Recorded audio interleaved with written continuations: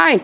This is Mary Kay with Country Music Matters, and we have a very special new artist guest with us today that we'd like to introduce, and this is Tony McKee. Welcome, Tony. Hey, what's up? Well, since you're new to us and that, tell us about yourself and how you got into where you're at today. Well, I think my start's no different than most people in country music. I started off singing in church and in high school, and it just kind of led, after doing that, to doing some contests and things like that. And then eventually I wrote a song, but I thought it was a good song. It's not a good song. I thought it was a good song. And I just did that a little bit here and there, and finally made the move to Nashville in about 2010 or 11. For some reason it's fuzzy. Whenever the flood was, so that would be 10. I think so, yeah. Yeah, so it was like that next winter, and started working with just some songwriters and trying to hone my craft. And I genre jumped, actually. I came down here and started doing stuff more like Matchbox 20, Daughtry, things like that. And then I got pissed off and started doing songwriting, and I got pissed off about that because all the formats you got to follow, it has to be, this isn't radio, you got to make it radio. This isn't, just like the art's kind of taken out of it to fit a certain little whatever. So then from that I went to doing film score for independent horror movies. And then when I came back from LA, I got bit by the country bug again and hooked up with Kent Wells, who does Dolly Parton stuff and all that. And we did the first record called American Dream. And now I'm working with Eric Lee Bedingfield. Yeah, we know Eric, yeah. We've done some stuff on him. He's producing the new record, and our new single, Problem With Me, is a duet with him. So kind of traveled the musical globe there on my journey to get to my first CMA. So. We found Eric on Renegade Radio Nashville. Yeah. With Captain Jack, yeah. And I discovered him there, and we did some things on him, and I like him. I like his sound a lot. We toured Australia in January. Hey, I was just going to ask you about that. How was that? How's the fans? What's all the difference? There's not much difference. The food's a little different, but they love country music, and they love American country music and the American artist, and it's completely different. It's almost like they might be a few years behind on the trend, which I love because I'm a 90s, 80s country kind of guy. That's my favorite stuff. And so when you go over there, your set list you kind of backdate it some, They want some of the new stuff too, but the older stuff, which I love, goes over well. But the towns we played were much like small towns in Kentucky and here that we go play at a lot. And the people were just amazing. Everybody's nice, friendly. They do have big bugs, though. Big bugs. At the end of the last show, I found the biggest spider I've ever seen in my life. It was not a cool experience. No. I thought it was dead on top of this wall. I went, it was like, I was like, oh, no, I'm done.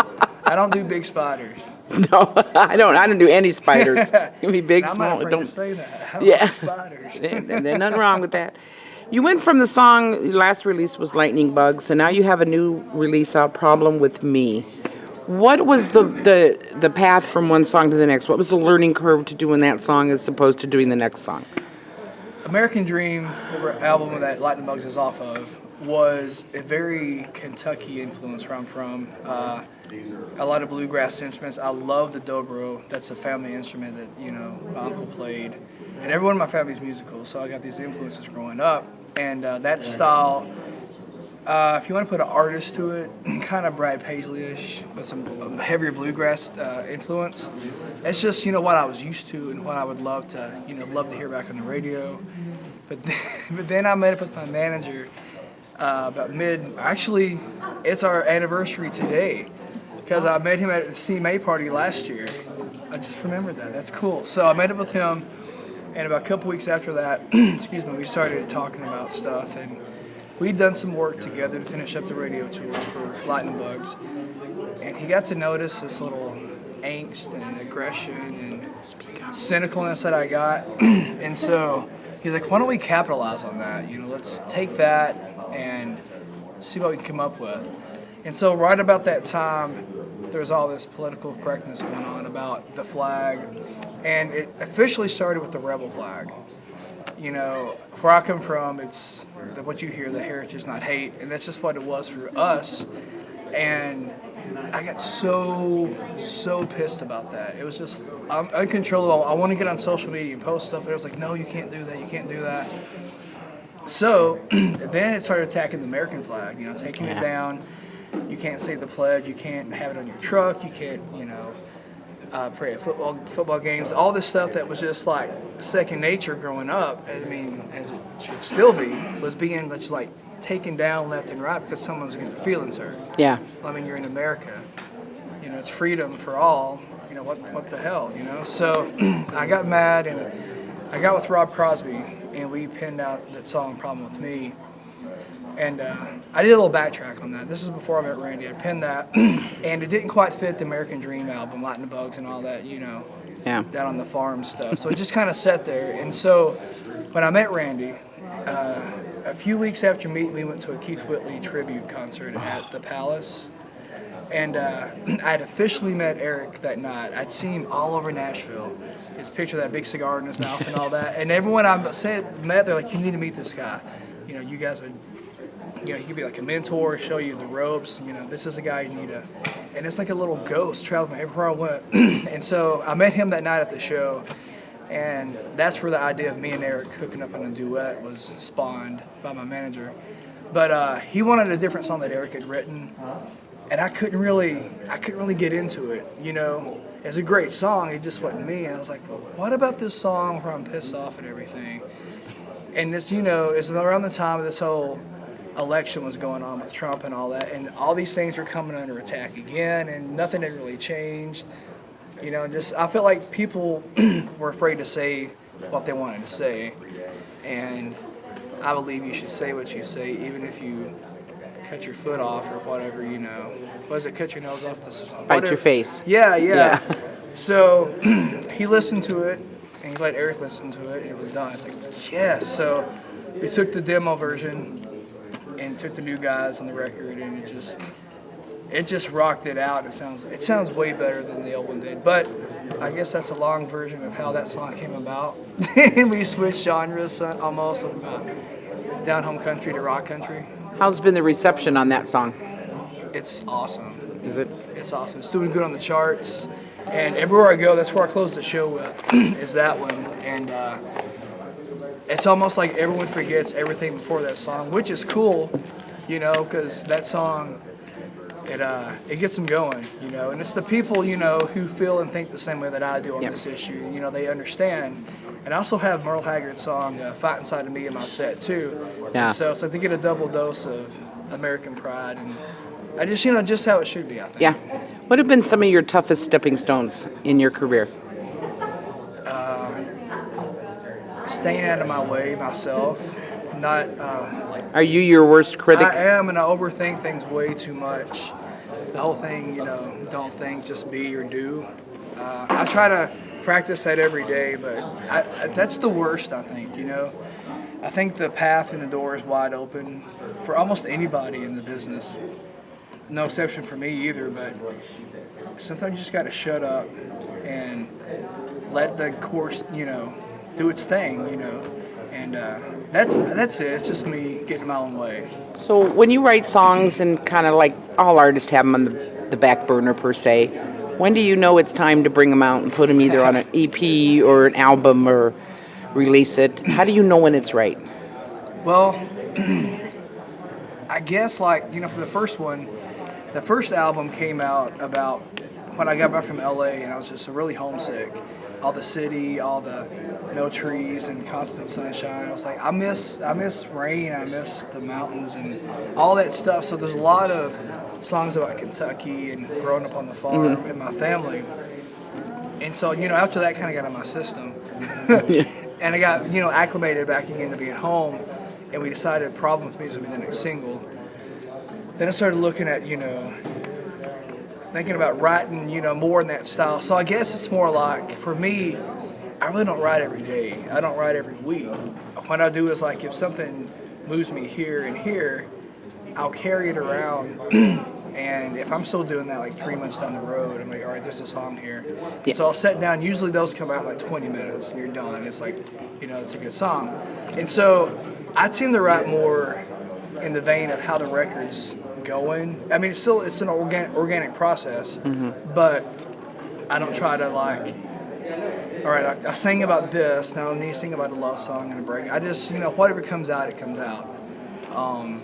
And usually just one big poop of a creative outlet like diarrhea. Well, whatever works. I mean, if that's how your system works, and it seems to be working fine, so stick with it. It's like people ask me about a publishing deal. I don't think I'd ever want one because it's like I don't do rules and I don't do the whole you have to do this kind of thing. And it's like you have to write, I need 3 A songs and 2 B songs. Is that hard to do in this industry? Just stick with who you are? Oh, hell yeah. Do you find it's gotten harder? Yeah, and I find that it's going to hinder me down the road, but I don't care. Because honestly, and this is, if you want to quote me on anything, this is it. As long as I can look in the mirror every night and say to myself, I did a good job, and I know who I am looking at myself, nothing else matters. And that's the truth. Yeah. I'm not going to, and I learned that in LA the hard way. I'm not going to lose myself to anything. Yeah. I'm not going to sell it to nothing. I mean, it's just the truth. People think I'm stupid. Like, well, you're wasting your time and your money and this. No, I'm not. Yeah. I get to write my songs, travel the world, Yeah. perform. It's your life. Nobody can live it for you. Lives, and all that stuff. So I've already made it in my book on my terms. So coming from a smaller area, you're coming from a small town in Kentucky. Yeah. How do you feel your standards are as far as do you feel more grounded than as if you were from some big crazy city? You think the values are a lot different? The values are different, I feel like, but I feel more blessed to have come from a smaller town because I feel like so many people who grew up in a city, they miss out on so much. And they maybe feel that we miss out on stuff too. So I guess it's either or, but I just feel like there's more of a little more grounded and more well-rounded way of life, so to speak. Does that make sense? Yeah. Yeah. If you could do say like a 3-guy tour, just go around doing you guys just doing your way, who would it be? Oh man. Alive or dead, or doesn't matter? Doesn't matter. Dang. Well, Eric Church would be in there for sure. He's a huge influence. Toby Keith, well, there's 2 right there. That's it, right? Yeah. Well, I mean, that's an almost impossible question. yeah. Because I'm a huge Elvis fan and Buck Owens and George Jones and. If you ever get back out to California, which you may not, but if you get out that way to Bakersfield. I've been there a couple times, yeah. They just recently had a boxcar festival. They redid Merle Haggard's Boxcar House. Oh, really? It's amazing. They have this whole thing, and I don't know if you know the artist James Carruthers. He plays a lot at George Jones. He's another one. Name, yeah. If you get a chance when you're kicking back, just check his music online. He is Merle. Really? And he plays a lot at George Jones Museum, the rooftop a lot. And he got invited to come out there.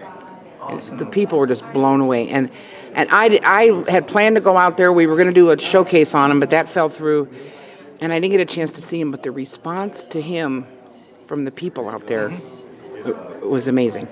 Because you listen to him and you can close your eyes, you can almost hear Merle. Well, what about Merle's son? I'm drawing a blank on his I know who name. you're talking. Ben. Isn't it Ben? Yeah. Yeah. He was there. It was just amazing. But they had a big festival. It's the Boxcar Festival. But did the other guys sound more like Merle than Ben did? No. Kind of about the same. They're about the same, but they're very, very good. I mean, it's close. It's as close to Merle as you probably get. Yeah. But it's just amazing, And I, if you ever get out that way again, it's at one of the museums, and it was just amazing what they did with that house. It's just like you're in Merle's house. Yeah. And it's really cool. So what have we got going on the rest of the year, or CMA Fest? You got a lot of stuff going on here? The year's kind of slow, only because we got a lot of future plans. I'm doing a 20-minute set tomorrow at the Distillery. Okay. Was it 12:40? 12:40 to 1 o'clock. I forget everything. And then Sunday we're doing a Sweet Sunday singing at the listening room. I'll be there. From 9 to 11. Oh, really? I'll be there. Awesome. I get to hear you. So we got that going on. And then we got a couple shows in Jackson, Tennessee and Wisconsin. and then we're finishing up the EP. Okay. Hopefully getting there last of July, 1st of August. And then we're looking at getting a Sprinter van, pimping out to be like a mini tour bus. There you guys. go. And then the plan is to hit the road next year, just like hardcore, road warriors, like back in the good old days, How important do you feel these radio tours are? They help. They really do. It's made a huge impact doing last year's Lightning Bugs tour and seeing the response of the people who jumped on board without even hearing the song, or just from hearing it at CRS when we debuted it there, and you make so many cool friends and relationships on the road like that, and they're lasting relationships. Yeah. And it's not like if someone doesn't like you, they don't like you, and that's just all there is to it. And they're still going to be nice to you. It's just like, yeah, your music's not my thing, pass, which is cool. It's just how it goes. Yeah. But they're still, they see at these events like, hey, how's it going, man? Hope the single's doing well. And you know how it is. If it's not ruined, there's not room to put it on the radio. But I think it's very important to do radio tour and keep those relationships up. Now, where can fans find you at, locate you on social media or everywhere? Oh, that's easy. It's website is TonyMcKeeMusic.com. Facebook is Tony McKee Music. Twitter is Tony McKee Music. Instagram is Tony_McKee_music. I don't Snapchat. I think it's dumb. So that's about, Instagram is the biggest thing for me. It's my favorite. Well, Tony, we've enjoyed this. I've appreciated our visit with you, and we'll keep an eye on you as the year progresses. Thank you. Thank you. Enjoy the rest of the CMA Fest.